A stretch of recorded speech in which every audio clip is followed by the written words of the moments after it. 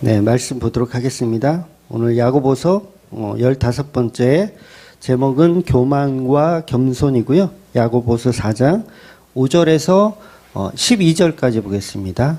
저기는 10절까지 나와 있는데 12절까지 보도록 하겠습니다. 우리 같이 읽을게요.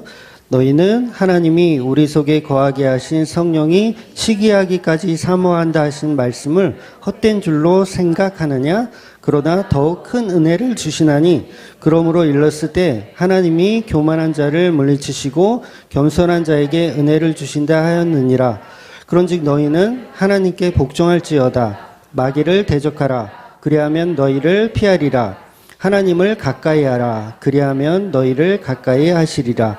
죄인들아 손을 깨끗이 하라. 두 마음을 품은 자들아 마음을 성결하게 하라. 슬퍼하며 애통하며 울지어다. 너희 웃음을 애통으로 너희 즐거움을 근심으로 바꿀지어다. 주 앞에서 낮추라. 그리하면 주께서 너희를 높이시리라. 형제들아 서로 비방하지 말라. 형제를 비방하는 자나 형제를 판단하는 자 곧 율법을 비방하고 율법을 판단하는 것이라. 내가 만일 율법을 판단하면 율법의 준행자가 아니요 재판관이로다. 입법자와 재판관은 오직 한 분이시니 능히 구원하시기도 하시며 멸하기도 하시느니라. 너는 누구이기에 이웃을 판단하느냐. 아멘. 네, 원래는 10절까지 보려다가 이 맥락을 같이 해야 되기 때문에 PPT가 없었죠. 그래서 11절하고 11절도 같이 봤습니다. 우리 인간에게는 이제 영과 육이 존재를 하죠. 이제 보통 이제 천주교에서는 그 영과 육을 3등분을 해요. 그래서 영과 혼과 육 이렇게 3등분을 합니다. 그래서 그걸 이제 3분설이라고 하는데 우리 개혁주의는 그렇게 보지 않고요. 2분설로 봐요. 그래서 영과 혼은 하나로 봅니다. 그래서 영혼과 육체 이렇게 2분설로 보는데요. 그 사람마다 개혁주의 안에서도 3분설을 믿는 목사도 있고요. 여러 가지가 이 생각이 다 다릅니다. 중요한 건 육체와 영혼은 분명히 이제 분리될 거라는 거죠. 분리될 거고 육체는 어디로 갑니까? 결국 흙으로 돌아가서 없어질 거예요. 결국 뭐냐면 소모품이에요. 여러분의 육체는 뭐라고요?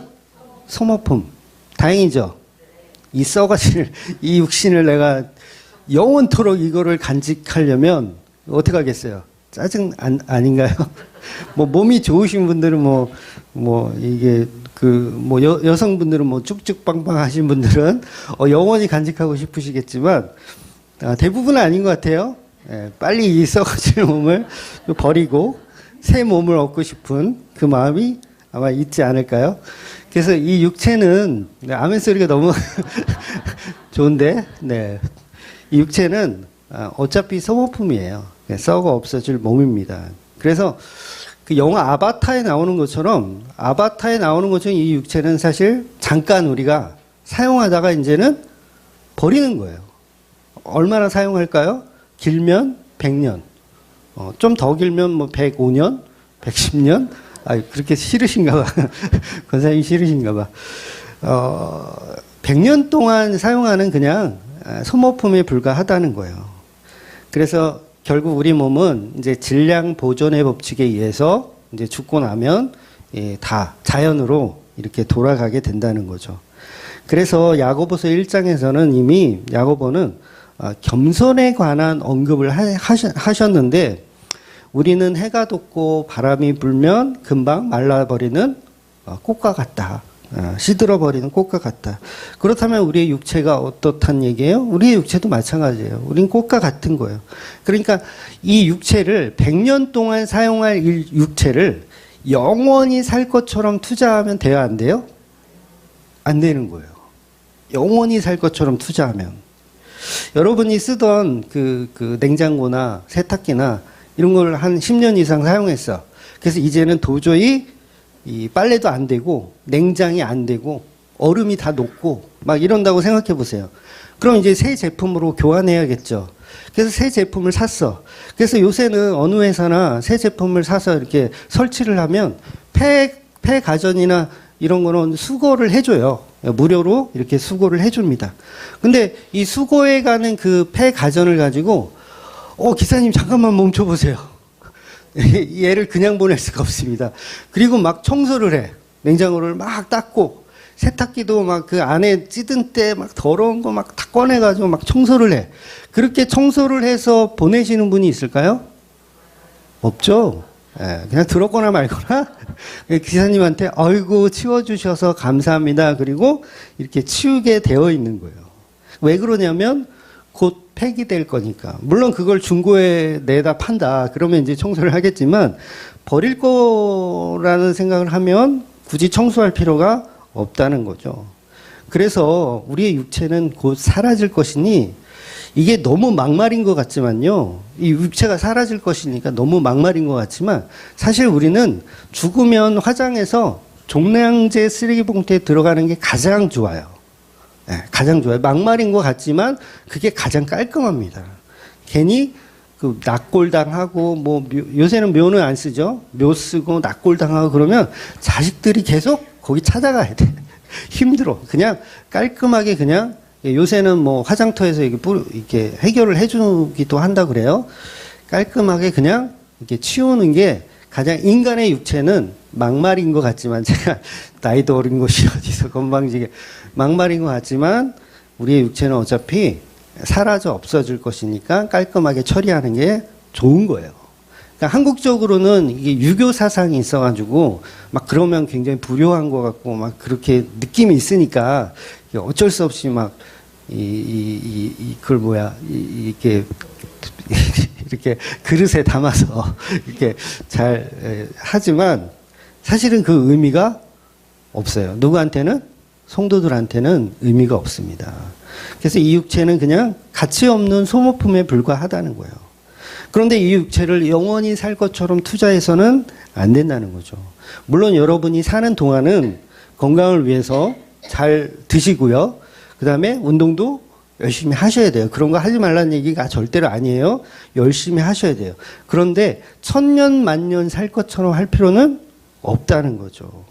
여러분이 임플란트를 예를 들어서 하는데 임플란트가 하나 개발이 됐는데 이거는 1000년 동안 사용할 수 있는 거래요.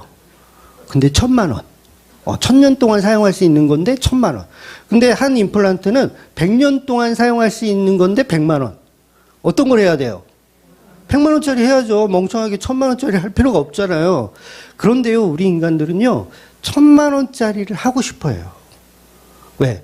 육체가 썩어 없어질 거란 생각을 안 해. 그러니까 돈도 한 적당히 먹고 살 만큼은 있으면 되는데 마치 1000년을 살 것처럼 여러분 수조 원이 있으면 그거 언제 다 쓰고 죽을 거예요. 근데 거기까지 욕심을 인간은 부려 안 부려요? 부려요. 뭐 여러분들은 안 부리겠지만 돈 많으신 사람들은요 100억이 있어도 그걸 만족을 못해요. 100억 있으면 200억 있고 싶고 200억 있으면 500억 있고 싶고 계속 있고 싶은 거야. 평생을 써도 다 못 쓸 돈인데. 그러니까 이 인간은 이렇게 자기 육체를 투자해요. 멍청한 겁니다. 멍청한 거예요. 곧 죽을 몸이니 병원에 가지 말라는 얘기 아니에요. 어차피 죽을 거 병원은 뭐하러 가. 이 얘기가 아니에요. 몸을 소홀히 하라는 얘기가 아니라 그러나 중요한 건 이 육체는 영원히 간직할 것이 아니라는 거죠. 여러분 장례식에 염하지 말란 말 아닙니다. 염하세요. 하세요. 그걸 하지 말란 말이 아니에요. 그러나 천년만년 살 것처럼 이렇게 우리가 어리석은 것을 바라보면 안 된다는 거죠. 그렇다면 우리가 100년 동안 사용할 이 육체에 더 많은 시간과 열정을 쏟아야 되겠어요? 아니면 영원히 살아갈 내 영혼에게 더 많은 시간과 투자를 해야겠어요? 후자잖아요. 근데 사람들은요, 육체를 위해서만 투자해요. 영혼을 위해서는 관심이 없어요. 그러니까 영원히 살게, 영원이란 말이 이게 정말 이게 얼마나 이건 해석이 불가능한 거잖아요. 그런데 그 시간 대비에 우리는 투자를 안 해요. 예를 들면 우리가 어릴 때 여러분 자전거를 배우시잖아요. 보통 두발 자전거 어릴 때. 근데 사실 자전거, 두발 자전거 뭐 이 중에는 못 타시는 분들도 있을 거지만 감안하고 들으세요. 어릴 때 자전거요. 하루만 제대로 연습하면 타요. 네, 하루만 아무리 좀 균형 감각이 없고 그래도 어떤 좋은 선생님을 만나서 하루만 빡세게 자전거 타는 연습을 하면 다 탑니다. 웬만하면. 그런데 우리는 그 하루를 투자를 안 하기 때문에 평생을 자전거를 못 타요. 그러니까 나는 자전거에 관심 없어. 이런 사람은 빼고, 자전거를 너무 타고 싶은데 그 하루를 투자를 못 하면 그 사람은 어리석은 사람인 거예요. 그러니까 썩어 없어질 그 옷을 사는 데는 하루를 투자하잖아요. 그렇잖아요. 아르바이트해서 옷 사고, 저희 누나도 중학교 때인가요? 공장에서 아르바이트를 했어요. 그런데 그 번 돈으로 옷을 사더라고요. 그 뭐예요? 썩어 없어질 그 옷을 사는 데는 공장에서 며칠을 일하면서 열심히 수고해서 옷을 사는데 자전거 타는 일은 안 한다면 어리석은 거라는 거죠. 하루만 투자하면 평생을 자전거를 타는데. 그러니까 제가 고등학교 때 교회를 이렇게 다닐 때 보면 이제 저는 이제 교회에서 이제 통기타를 치고 이제 드럼을 치고 하니까 후배들이 와서 이제 그걸 가르쳐 달라고 할 때가 있어요. 형, 나 통기타 좀 가르쳐 줘. 그러면 이 통기타를 배울 때 제가 항상 말하는 멘트가 있어요. 보통 이제 작심삼일이라 그래서 가르쳐 준다 그래도 한 3일 정도 하다가 포기하는 경우가 거의 대부분이에요. 3일까지 가지도 않아. 사실 첫날 한 시간 하다 보면 이 길은 내 길이 아닌가 보다. 거의 다 포기합니다. 제가 하는 말이 절대 그렇지 않다. 딱 한 달만 네 인생에서 딱 한 달만 투자하면 너는 평생을 기타 치며 노래할 수 있어. 놀랍지 않아요?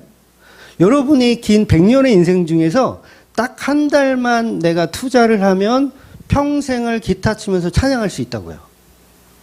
별로 감흥이 없으신가요? 그런데 기타 치며 찬양하고 싶은 마음은 있는데 그 한 달을 투자하지를 않는 거예요. 사람들은. 아마 여기도 많이 계실 거예요. 한번 기타를 한번 도전해 봤다 했다가 이제 3일 만에 포기하신 분들이 있을 거예요.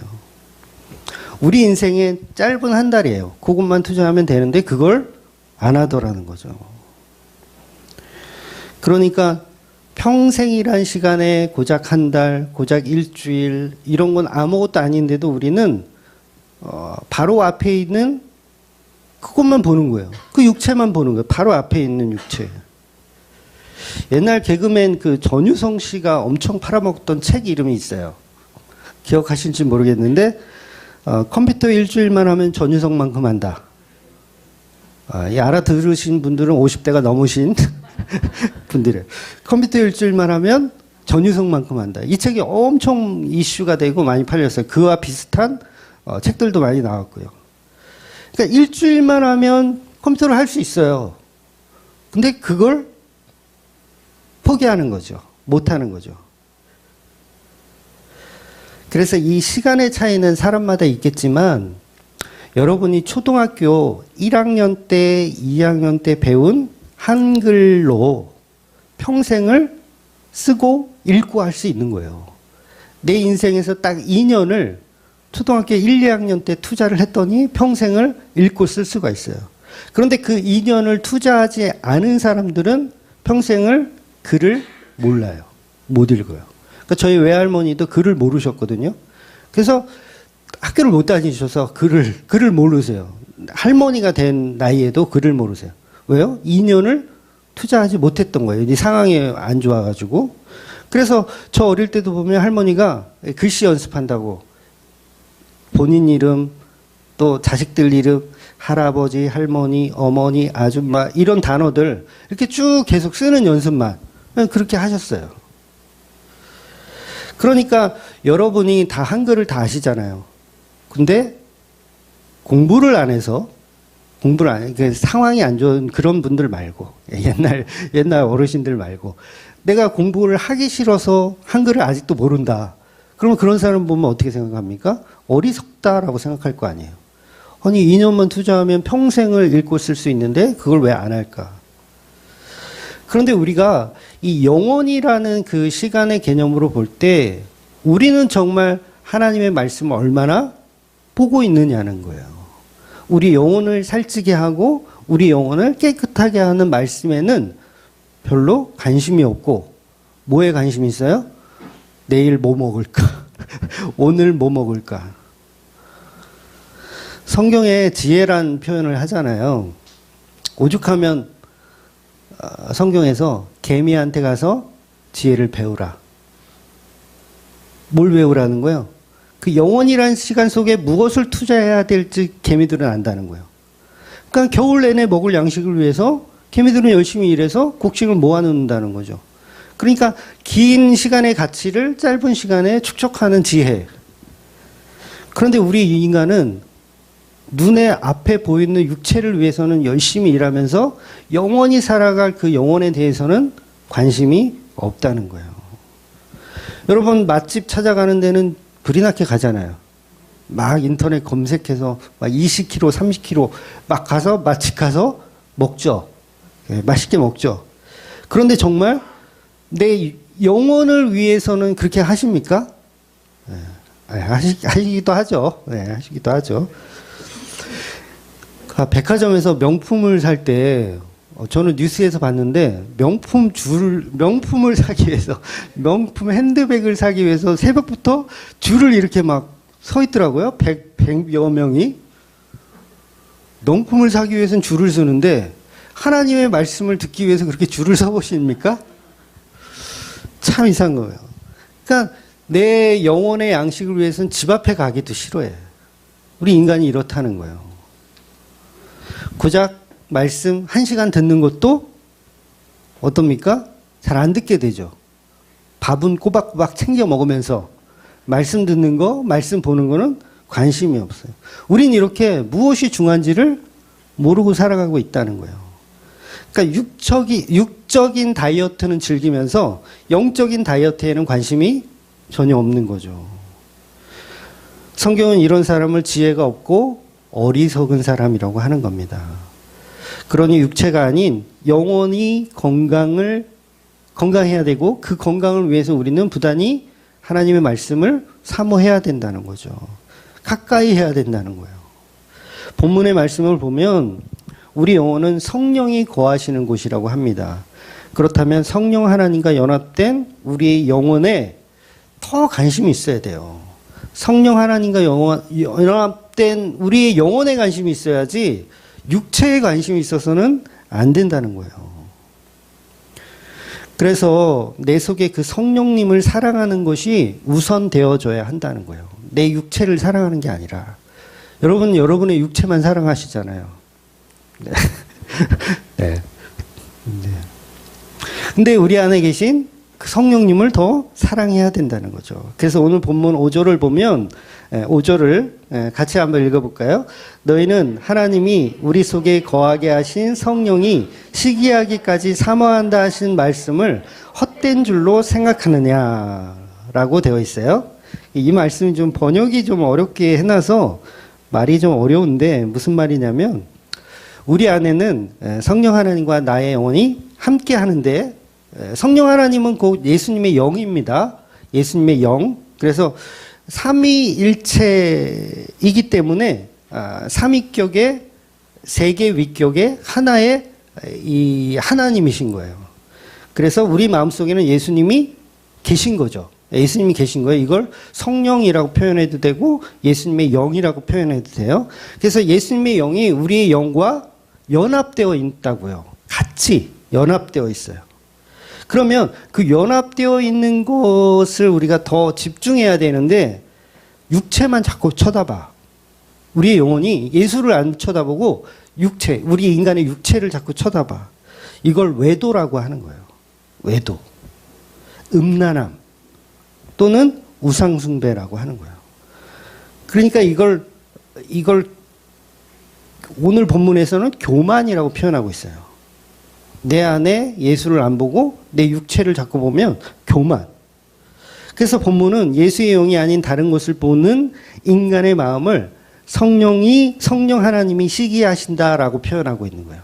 성령 하나님이 시기하신다. 왜 나를 안 보고 자꾸 육체를 봐?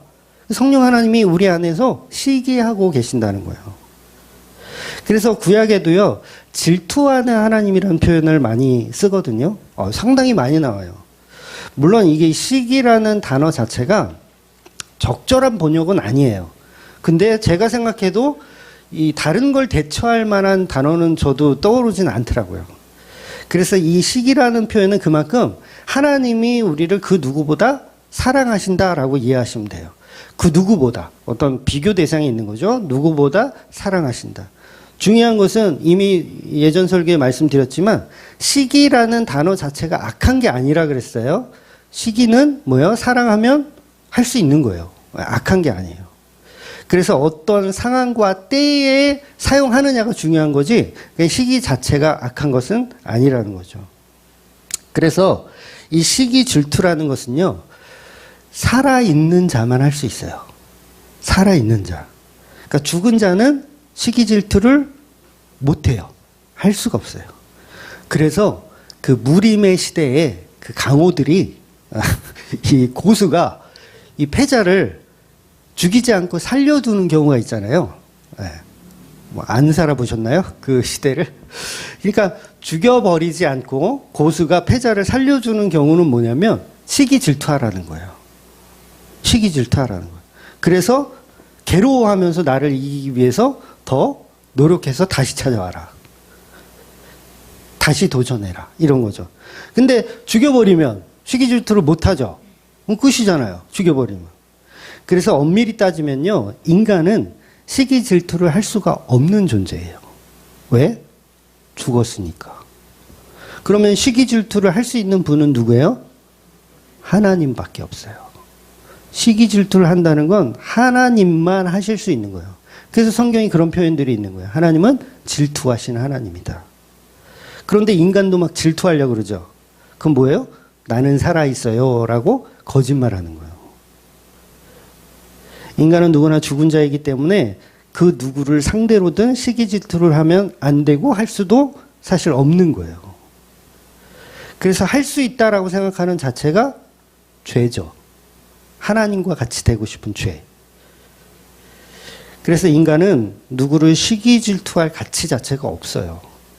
예, 여러분 그 형제 자매를 시기 질투한다면 내가 정신을 못 차리는 거예요. 나는 가치가 없는데 우리가 동물을 보면서 막 시기 질투합니까? 호랑이의 용맹함을 보면서 시기 질투나. 치타처럼 막 빠른 다리를 보면서 야 시기 질투나. 그래서 가인이 시기 질투를 한다는 것은 자기는 산자라고 생각하는 거예요. 산자. 죽은 자는 아벨은 시기 질투를 할 수가 없어요. 그래서 성도는 십자가에서 이미 죽은 자이기 때문에 우리가 누구를 상대로 시기 질투한다는 것은 말이 안 되는 거예요. 그러니까 여러분이 시기 질투를 하고 계십니까?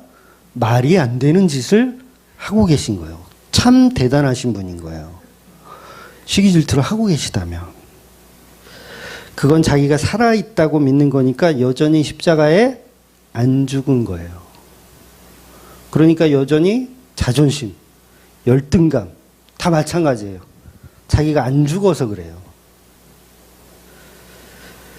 그러니까 열등감과 자존심 때문에 주님 앞에 나아가지 못하는 사람이 있으면 십자가로 죽어야 돼요. 그러면 주님 앞에 나올 수가 있습니다. 그래서 하나님이 그 성도를 죽이시는 거예요. 예수님도 십자가를 지고 나를 따라오라고 했지 십자가를 버리고 따라오라고 하지 않으셨어요. 여러분 십자가는 인생의 고난 같은 장식품이 아닙니다. 네, 인생의 고난이 십자가가 아니에요. 인생의 고난 같은 거를 십자가라고 이렇게 장식을 하는데 십자가는 그런 게 아니고요. 십자가는 생명이 죽었음이에요. 이거는 고난의 어떤 장식품이 아니에요. 그래서 뭔가 어려운 일이 닥치면 나 십자가를 또 지고 있네. 내가 십자가 지어야지. 막 이렇게 갖다가 붙이는데 아니요. 예수님 말한 십자가는 너의 생명을 죽여라. 그리고 따라와라예요. 그러니까 고난의 장식품이 아니라 그냥 생명 없음이 십자가를 따라가는 거예요. 즉 자신의 생명을 버린 자들이 성도라는 거예요. 근데 버린 자들이 어떻게 시기 질투를 해? 죽은 자들이. 시기 질투가 없어야 버린 자잖아요. 죽은 자잖아요. 근데 죽지 않고 살았으니까 막 나 살았네, 나 높네, 너는 낮네, 내가 우월하네 이러면서 시기 질투하는 거예요. 그래서 이렇게 인간이 하나님처럼 질투하고 시기한다는 것은 내가 하나님이 되었다라는 교만이에요. 자기를 우상숭배하고 있는 거예요. 여러분 싸움도 비슷한 놈끼리 싸우는 거 아세요? 싸움도 비슷한 놈들끼리 싸워요. 상대가 아주 우월하잖아요? 싸움이 될까요? 싸움이 안 돼요. 시기 질투는 본인하고 비슷한 사람끼리 하는 거예요. 절대 강한 상대에게는 머리를 굽히지 절대 시기 질투 안 합니다. 그러니까 처음에 내가 존경하는 어떤 사람이 있었어요. 예를 들면 어떤 인물이 있었어. 근데 내가 굉장히 존경해. 번접할 수 없는 나의 스승이야. 예를 들어서 무림의 고수라고 하면 아 이분은 뭐 직권이고 뭐고 정말 다 통달하신 스승이야. 나는 그냥 평범하고 그러니까 이분을 존경하니까 이분에 대한 시기 질투가 있을까요? 없죠. 스승이니까 시기 질투가 없고 존경만 해요. 그런데 언제 시기 질투를 하냐면 비슷해졌을 때. 그러니까 나도 이 사람 밑에서 막 무술을 연마했더니 이제는 좀 이길 수 있을 것 같아. 그래서 막 해서 좀 비슷해졌을 때 뭐가 나오냐면 시기 질투가 나오는 거예요. 그러니까 인간이 누군가를 시기 질투한다는 것은 내가 하나님과 레벨을 같이 하고 있다라는 교만이 있으면 시기 질투가 나오는 거예요. 그래서 왜 조폭 영화 같은 데 보면 악당들이 그런 표현을 하잖아요. 개들은 주인을 물지 않는다. 뭐 그런 표현. 그런 표현 있죠. 키워온 개가 주인을 물지 않는다. 그러니까 큰 악당이 작은 악당한테 이제 이 표현하는 거죠. 근데 작은 악당이 그만큼 컸다는 얘기잖아요. 주인을 물 수 있다라는 거. 그러니까 이게 시기 질투의 표현인 거예요. 정확한 표현인 거예요. 여러분 교회 안에도 똑같습니다. 초신자일 때는 교회의 모든 사람들이 다 존경스러워. 막 예수를 막 믿고 정말 감동받아가지고 막 교회 나오기 시작하면 권사님도 존경스럽고 목사님도 존경스럽고 다 존경스러워. 근데 어느 순간 이제 나도 레벨을 좀 올렸다 그러면 어떻게 해요? 다 자기 밑으로 막 이 가짜는 것들 막 이러면서. 그래서 막 내가 목사인데 내가 권사 됐는데 나도 장로 됐는데 이러면서 특히 전도사님 나 전도사님 됐는데 막 이러면서. 그런데 죽은 자는 말이 없는 것처럼 십자가의 죽은 자는 어떤 직분을 받더라도 낮아질 수밖에 없어요. 그런데 성령의 은혜가 없으니까 우리가 우리의 자존심 부리는 거예요. 시기 질투하고 교만해지는 겁니다. 그런데도 6절에는 이렇게 표현하고 있어요. 그럼에도 불구하고 성령께서는 은혜를 주신다라고 말씀하시고 있어요. 야고보서는 행위를 강조하는 책인 줄 알았는데 은혜를 여전히 말하고 있는 거죠. 은혜를. 야고보는 명확하게 그럼에도 불구하고 성령께서 은혜를 주신다라고 표현하는 거예요. 즉 그럼에도 불구하고의 이 의미가 뭘까요? 그럼에도 불구하고 우리가 내 안에 성령을 사랑하지 않고 외도하고 우상숭배하고 예수님과 연합하지 않고 자기 마음대로 살아가는 자아를 가진 죄인임에도 불구하고 성도는 반드시 예수께서 은혜를 주신다는 얘기를 하는 거예요. 그래서 처음과 다르게 우리가 교만하여져서 자기를 높이며 살던 자가 또다시 성령의 은혜를 받으면 교만을 버리게 된다는 얘기예요. 그러니까 성령께서 계속 이끌어 간다는 얘기죠. 그래서 성령의 은혜를 받으면 교만하였던 자가 다시 겸손해지는 거예요. 저와 여러분이 교만하다면 다시 겸손해져야 되는데 그건 여러분의 행동과 어떤 의식이 아니라 성령의 은혜로 그게 가능하다는 거예요. 여러분 교만하십니까? 그러면 성령의 은혜를 받으셔야 돼요. 마치 사도 바울이 처음에는 자기를 높이고 나는 율법에 완성된 자라고 이렇게 생각하면서 하나님의 종이다. 자기 스스로가 하나님의 종이다. 충성된 종이다고 하면서 예수 믿는 사람들을 핍박하잖아요. 그렇게 자기를 높이며 교만하였던 자가 성령의 은혜를 받으니까 다시 머리가 잘려져서 다시 낮아지는 거예요. 그래서 잘린 머리는, 표현이 좀 죄송합니다. 잘린 머리는 땅바닥에 떼굴떼굴 굴러다니고 예수 그리스도의 새 머리가 우리 몸에 끼워지는 거죠. 이걸 예수님의 머리 된, 몸 된 교회라고 표현하는 거예요. 그러니까 여러분은 지금 머리가 있어요, 없어요? 없어요. 여러분의 머리가 없어요. 누구의 머리예요? 예수님의 머리예요. 근데 어떻게 교만이 나와요? 그러면 여전히 내 머리를 갖고 있다라는 거예요. 내 머리를. 그럼 어떻게 해야 됩니까? 그냥 댕강. 최근 그 드라마 중에 환혼이라는 드라마가 있어요. 환혼. 거기 드라마를 보니까 주인공 이름이 낙수예요. 낙수. 그래서 우리 딸하고 이제 드라마를 보다가 그런 무서운 드라마를 왜 봤는지 모르겠는데 낙수라는 표현을 하니까 우리 딸이 물어보더라고요.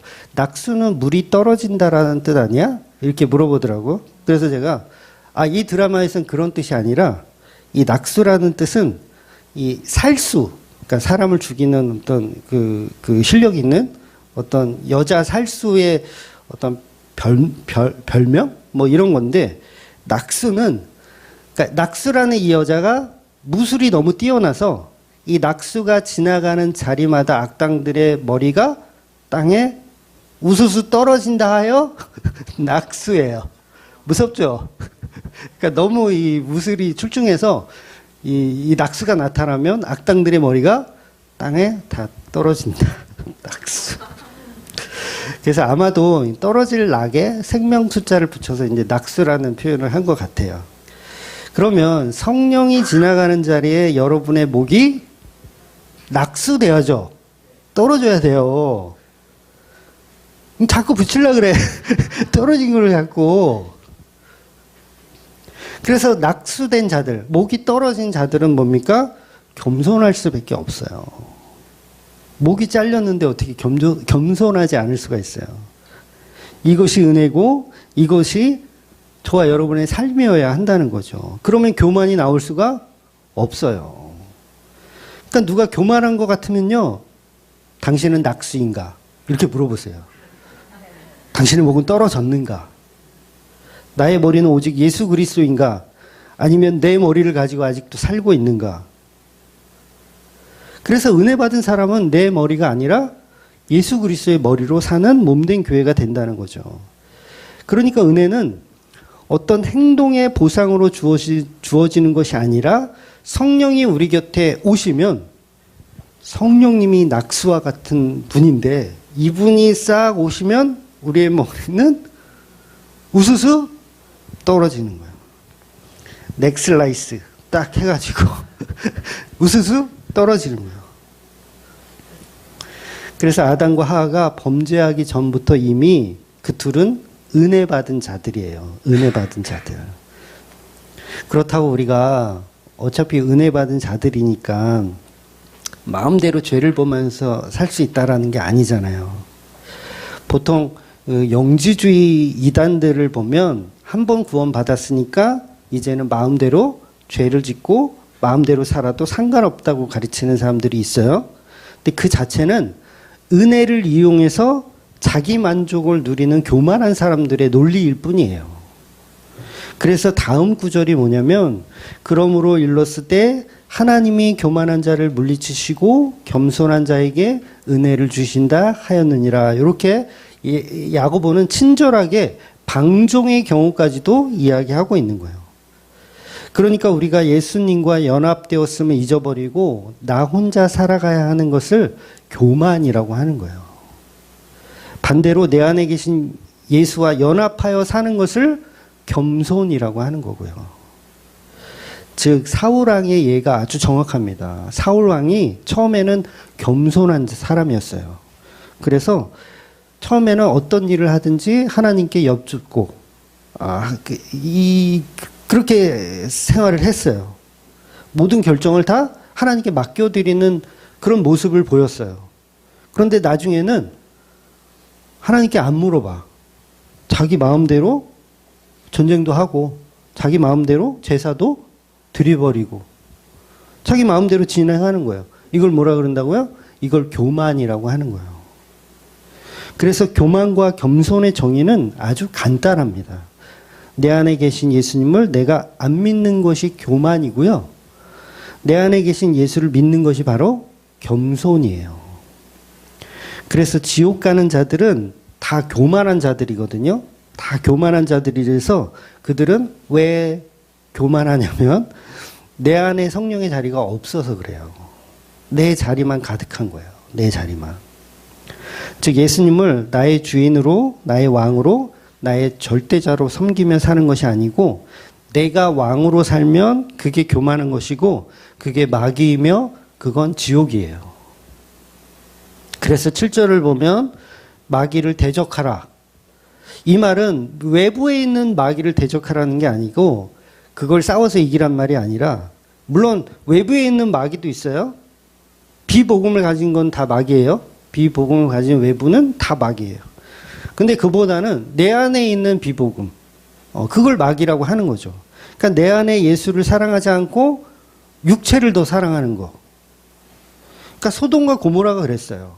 하나님을 사랑하지 않고 육체를 더 사랑한 거예요. 소돔과 고모라는.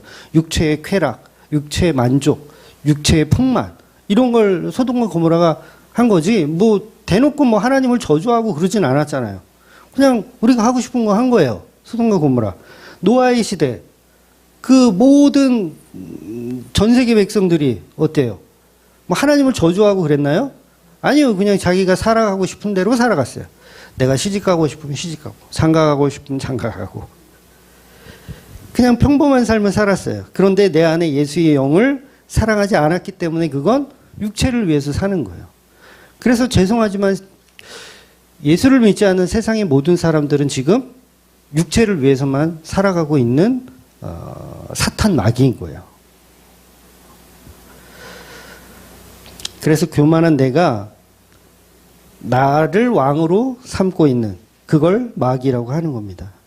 그래서 가인이 마귀예요. 그의 후손 라멕도 더 큰 상마귀고요. 그래서 본문의 말씀은 내 속에 내가 마귀가 되었으니 내가 나를 대적해야 한다는 얘기예요. 육체를 위해서만 살아가는 나를 대적하고 비복음의 말과 대적해야 된다는 것이죠. 그래서 마귀는 어떻게 하라고요? 멀리하고 내 안에 성령께는 더 가까이 하고. 그래서 두 마음을 품지 않는 것, 두 마음을 품지 않는 것은 나라는 자아가 나를 지배하기도 하고 성령이 나를 지배하기도 하고 두 마음을 품는 거예요. 그럴 때 나를 낮추고 나는 없고 예수님만 드러나게 하는 거. 이걸 성결이라고 하는 거예요. 성결. 내 속에 내가 가득하지 않고 예수가 가득한 상태. 그런데 죄악으로 가득한 우리가 어떻게 우리의 마음을 성결하게 할 수 있어요? 그러니까 윤리 도덕적인 종교적인 방법으로는 양심으로는 우리를 성결하게 할 수가 없어요. 그래서 내 안에 계신 예수님을 나의 주인으로 믿을 때만 마음이 성결해지는 겁니다. 그래서 우리는 우리의 자아가 날마다 십자가에 죽기 때문에 슬퍼하며 애통할 수 있어요. 자아가 죽기 때문에. 그래서 9절에 보면 참 이런 표현을 해요. 즐거움을 근심으로 바꾸란 말을 해요. 여러분 즐거우십니까? 근심으로 바꾸세요. 무슨 이런 설교가 있어. 야고보가 설교하는 거예요. 여러분 즐거우십니까? 애통하세요. 육체를 위해서 열심히 살면요 즐겁습니다. 해보셨죠? 육체를 위해서 열심히 살면 즐거워요. 제 친구들 얼마나 즐겁게 사는지 몰라요. 즐거워요. 맛집 찾아다니는 즐거움.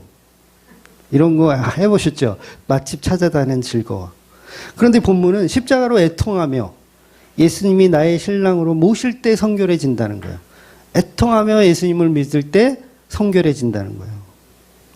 그러니 우리는 십자가에 죽은 자들이기 때문에 주 앞에서 낮추어야 하고 낮추는 자를 하나님이 높이신대요. 그럼 구체적으로 주 앞에서 낮추는 게 도대체 뭘까? 다른 거 아니고요. 전적 타락을 인정하는 거예요. 나를 주 앞에서 낮추는 건 내가 타락했음을, 내가 죄인임을 인정하는 거. 십자가입니다. 십자가에 내가 죽었음을 인정하는 거. 그러니까 십자가에 죽었음도 우리가 하도 많이 들으니까 이게 어떤 그런 장식품이 또 되어버리면 안 되거든요. 십자가에 죽었다는 건 죄 때문에 내가 낙수에게 죽어 마땅하다. 머리가 잘린 게 당연하다. 그래서 하나님이 뭐 드라마처럼 뭐 낙수 그러니까 뭐 낙수는 살인자거든요. 드라마에서 살인자다 이런 표현이 아니라 하나님은 심판자라는 표현을 하잖아요. 심판자. 그래서 전적 타락을 인정하는 건 나는 십자가에 죽어 마땅합니다. 이 고백을 해야 된다는 거예요. 나는 십자가에 죽어 마땅합니다. 더 구체적으로 하면 나는 마귀입니다. 더 구체적으로 하면 나는 지옥 가도 마땅한 자입니다. 이렇게 고백하는 것이 자기를 낮추는 자예요. 그래서 제가 늘 말씀드리지만 혹시나 여러분이 나중에 이제 심판대 앞에 섰을 때 그 판결하시는 분이 너는 지옥이다. 어여 물 끓여라. 너는 가라. 하시면 가인처럼 흥분하지 마시고 내가 왜 지옥이야. 내가 11조를 얼마나 바치고 내가 주일 성수를 하고 그런데 왜 내가 지옥이야 라고 따지지 마시고 아멘으로 받으시라고. 아주 그냥 별걸 다 가르쳐줘요. 아주 비밀스러운 걸. 별걸 다 가르쳐줘. 그러니까 너는 지옥 가라고 심판을 이렇게 받으면, 판결을 받으면 아멘이라고 화답하는 자들이 당연합니다. 저는 기대도 안 했습니다. 천국 같은 거. 저 같은 놈이 무슨 천국입니까? 당연하죠. 판결이 완벽하십니다. 이렇게 하는 자들이 뭐라고요? 자기를 낮추는 자들이라고요. 그러니까 배우처럼 연기를 하라는 게 아니에요. 지금 목사님이 가르쳐준 대로 내가 심판대에서 연기를 잘해야지. 아, 판결 좋아요. 저 지옥 갈래요. 막 이렇게 연기를 하라는 게 아니라 정말 그 판결을 내가 인정해야 된다는 거예요. 아, 그렇군요. 제가 선악과 먹은 죄인이군요. 내가 예수를 찔러 죽은 죄인이군요. 이걸 느끼는 자들은요, 그 판결 앞에서 승질 안 내요. 가인처럼 이씨 나한테 왜 그러냐고 너무 무겁다고 내 죄에 비해서는 내가 너무 무겁다고 이렇게 얘기할 수가 없어요. 그래서 여러분 팁 하나 알려드리면 여러분 주위에 이제 교회 다니시는 분들 많잖아요. 그분들이 복음적인지 아닌지를 알려면 이렇게 한번 질문해 보세요. 우리 유 집사님이 자주 하는 질문인데 뭐냐면 당신은 선악과를 드셨습니까? 요거예요. 그러니까 우리 교인들은 이제 대부분 이제 알아서 이렇게 쓱 정답을 맞추는데 당신은 선악과를 드셨습니까? 그냥 교회 다니는 아무나 들고 물어보세요. 당신은 선악과를 드셨습니까? 이렇게 질문할 때 복음을 아는 교인들은 저는 선악과를 먹은 죄인입니다라고 얘기할 거고요. 복음을 모르는 교인들은 이 선악과 절대 먹으면 안 돼요. 그거 죄입니다. 그거 절대 먹으면 안 되고요. 저 안 먹었죠. 저 안 먹었어요. 그리고 다른 사람들한테도 먹지 말라고 제가 이렇게 복음을 전하고 있어요. 이렇게 안 먹었다고 오리발을 내딛는 사람은요, 그거 가짜예요. 가짜라는 표현은 좀 그렇고 아직 복음을 모르는 분이에요. 그래서 인터넷 성도님들도 본인 교회 담임 목사한테 한번 물어보세요. 당신은 선악과를 드셨습니까? 아니, 당신은 그러면 안 되지. 목사님은 선악과를 드셨습니까? 그런데 나는 안 먹었지. 아담이 먹었지. 나는 안 먹었어. 아담이 먹어서 그 죄 때문에 우리가 이렇게 된 거야. 나는 안 먹었어. 이러는 목사는 죄송하지만 설교할 자격이 없는 분이에요. 그러니까 선악과 먹지 말자는 건 뭐예요? 윤리 도덕입니다. 윤리 도덕적으로 하나님께 의를 행하자, 죄와 멀리하자, 이런 윤리 도덕적인 복음이에요. 그런데 진짜 복음은 내가 선악과 먹은 죄인임을 인정하는 거예요. 가인은 어때요? 나는 죄인 아니라 그러죠. 난 죄인 아니야. 내가 그거 아벨을 지키는 자입니까? 죽일만 하니까 죽인 거예요. 이 논리예요. 가인은 죽일만 하니까 죽였다. 그래서 이 논리가 한국 교회 안에도 지금 가득해요. 그래서 본문에서 말하는 죄인임을 인정하지 않는 것이 바로 교만한 자이고, 그 죄를 인정하는 것이 겸손한 자라는 거예요. 그래서 이 겸손도 불교 같은 데서 말하는 그런 겸손의 개념이 아니에요. 여러분이 친구들을 만났을 때 겸손하게 이렇게 소주값을 내라, 그런 얘기를 하는 게 아닙니다. 그런 겸손이 아니에요. 십자가 앞에 나는 선악과 먹은 죄입니다라는 자기 죄악을 인정하는 것이 겸손이라는 거죠. 이것을 주 앞에서 낮춘다라고 하는 거예요. 그래서 저는 지옥 가도 마땅한 죄인입니다라고 낮춰야 된다는 거죠. 그런 자들에게 하나님 뭘 주신다고요? 천국을 주시는 거예요. 나는 죄인입니다. 지옥 가도 마땅한 죽일 놈입니다라는 고백하는 자들에게 뭘 준다고요? 천국을 주신다고요. 이걸 교만과 겸손이라고 하는 거예요. 교만한 자는 더 낮춰버리고 겸손한 자는 더 높여주시고. 그래서 우리가 교회 안에서 나는 염소 아니고 양이다. 나는 염소 아니야. 나는 복음 알기 때문에 양이야. 이게 아니고 나는 언제든지 염소임을 인정해야 된다는 거죠. 그래서 은혜로만 양이 된 거지 내가 양이 아니에요. 나는 염소였는데 은혜로 양이 되었다. 이게 맞는 거예요. 그래서 우리가 예수 잘 믿으니 나는 그냥 처음부터 양이고 앞으로도 양이고, 언제 여러분이 염소가 될지 몰라요. 사울이 변하잖아요. 자꾸 내 안에 사탄이 더 세지는 거예요. 그래서 안전한 곳은 없어요. 성령에 딱 붙들리지 않으면 안전한 곳이 없습니다. 그래서 우리가 죄인된 모습을, 우리는 죄인된 모습만 내세울 수 있어요. 교회 안에서 나는 양이라고 나의 의를 내세울 수가 없는 거죠. 여러분, 보통 교회 그 이단들은요,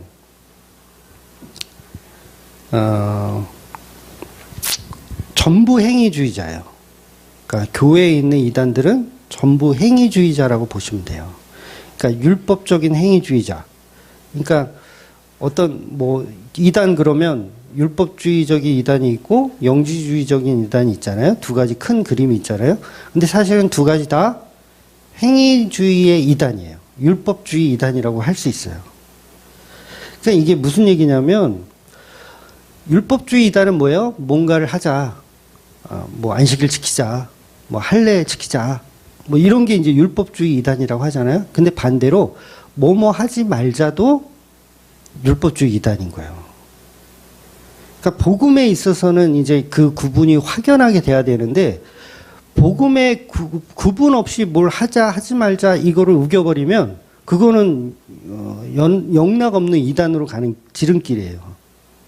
그러니까 예를 들면 이런 거예요. 구약에 나오는 이제 절기들, 안식일, 할례, 11조 같은 명확한 근거가 있는 날과 절기는요, 예수님의 몸된 교회이기 때문에 당연히 지키면 안 돼요, 그건.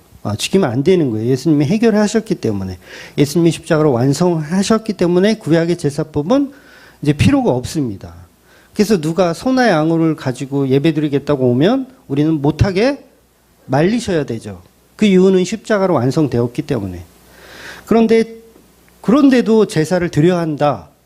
할례 받아야 된다. 이렇게 우기면 그걸 어떤 이단이라고 한다고요? 율법적인 이단이라고 하는 거예요. 그런데 문제는 성경에 나오지 않는 날과 절기예요.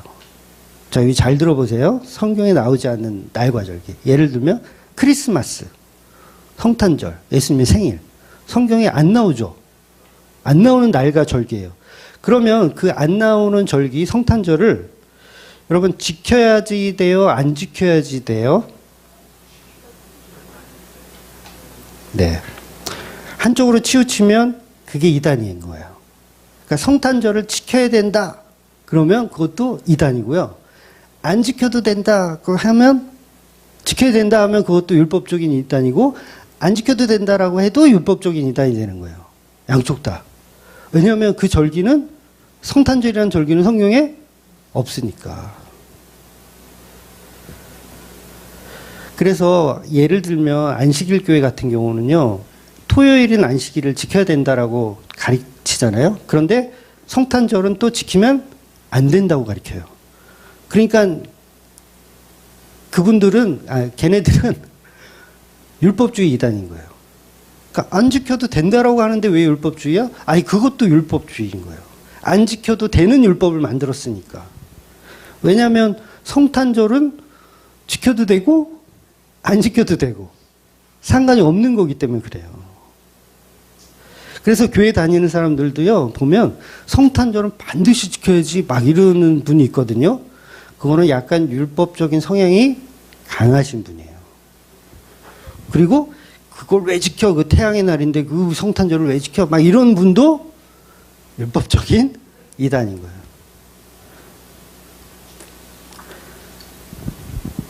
그래서 성경에 없는 절기는 해도 되고 안 해도 되고가 맞는 거예요. 그러니까 우리가 매년 성탄절에 문화 행사를 하잖아요. 근데 꼭 해야 되는 건 아니에요. 안 한 적도 있어요. 안 한 적도 있어요. 하기 싫어서. 안 한 적도 있어요. 지난주에 우리 교회 이제 9주년이었잖아요. 그래서 우리 케이크도 먹고 떡도 이렇게 해서 먹었잖아요. 그러면 교회 생일 지키는 게 성경에 있어요, 없어요? 없어요. 이 얘기는 해도 되고 안 해도 되고요. 그런데 교회 생일인데 설립인데 반드시 뭔가를 해서 하나님께 영광을 돌려야지 하면 그걸 율법주의적인 성향이 강하다. 반대로 아니 교회 생일을 왜 챙겨? 예수님의 생일을 챙겨야지. 이런 인간들이 다 있어? 막 이렇게 보면 그것도 율법주의적인 성향이 강한 거예요. 중요한 건 뭐다? 해도 되고 안 해도 되고 별로 중요한 거 아니다. 그래서 교회 생일은요, 성경과 무관하기 때문에 그냥 아무 의미가 없는 거예요. 해도 되고 안 해도 되고예요. 여러분 생일날 여러분 미역국 먹는 거 그거 뭐예요? 그 우상숭배인가요? 그 우상숭배로 보는 사람들도 있어요. 왜 자기 태어난 거를 왜 생일을 왜 기념하고 막 그러냐? 그렇게 얘기하면 그걸 율법주의적인 거라고 하는 거예요. 하나님만 지켜야지 왜 인간의 생일을 미역국을 먹고 케이크를 먹냐? 별의별 사람들이 다 있죠. 근데 그건 생일은 뭐다? 해도 되고 안 해도 되고 별로 중요한 게 아니라는 거예요. 그러니까 교만과 겸손의 차이는 우리가 어떤 율법적인 결정을 하고 그것을 행하는 게 교만과 겸손이 아니고요. 교만과 겸손은 내가 죄인인가를 알고 예수 그리스도의 연합이 있는가를 아는 거예요. 그래서 우리가 복음적인 교회에 잘 다니고 있으니까 나는 죄인 아니고 나는 충분히 훌륭해 라고 생각하는 이 마음도 이단들과 별반 다를 게 없는 거예요. 그래서 자기가 죄인인 줄 모르면 형제 자매를 비방하기 바빠요. 그러니까 복음을 선포하기 위해서 복음과 무관한 자들을 가르치기 위해서 어떤 비방의 느낌을 쓰는 것은 상관이 없지만 근데 대부분 형제 자매를 비방한다는 건 내가 그만큼 높다라는 착각을 하는 거예요.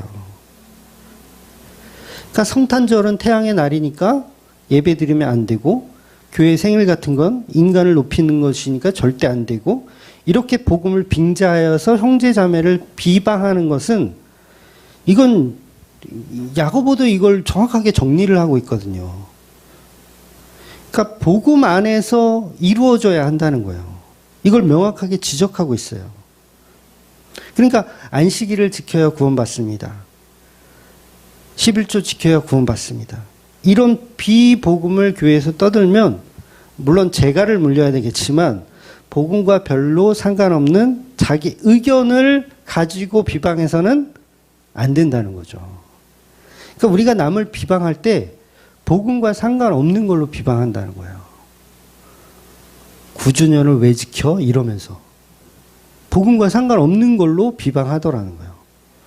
아니, 누가 그랬다는 게 아니에요. 예를 든 거예요. 그러니까 우리가 남을 비방할 때, 예를 들어서 저를 누가 비방한다 그러면 복음과 상관없는 걸로 비방하겠죠. 예를 들면 이거예요. 밥 먹을 때 왜 기도 안 하냐? 밥 먹을 때 왜 기도 안 하냐? 주보에 왜 헌금자 명단을 기록하느냐? 축도할 때 왜 양손을 들지 않느냐? 복음과 전혀 상관없는 내용을 가지고 비방하면 그건 안 된다는 거예요, 야고보가. 근데 뭘로 얘기해야 된다는 거예요? 복음으로 얘기해야 된다는 거죠. 그래서 우리 복음주의 안에서도요, 이런 비방하는 즐거움으로 사시는 분들이 많아요. 뭐 우리 교회는 없다고 봐야 되겠지만 비방하는 즐거움으로 사는 사람들. 이 사람들이 바리새인들이잖아요. 본인도 율법주의면서 율법주의 아니라고 복음주의라고 착각하면서 복음을 가진 자들을 비복음으로 비방하는 거예요. 그래서 오늘 본문의 11절에 비방하지 말라. 형제 자매를 비방하지 말라. 그래서 비방은 비복음을 가진 자들에게 복음을 선포하는 어떤 이 도구여야지 복음도 아닌 걸 가지고 비방해서는 안 된다는 거죠.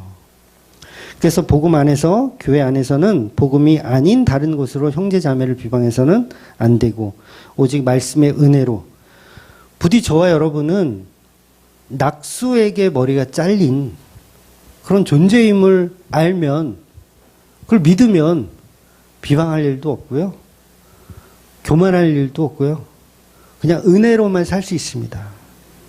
그래서 교만하지 않고 겸손한 자로 살아가시는 저와 여러분이 되시기를 주의 이름으로 축원드리겠습니다. 아멘. 기도하겠습니다.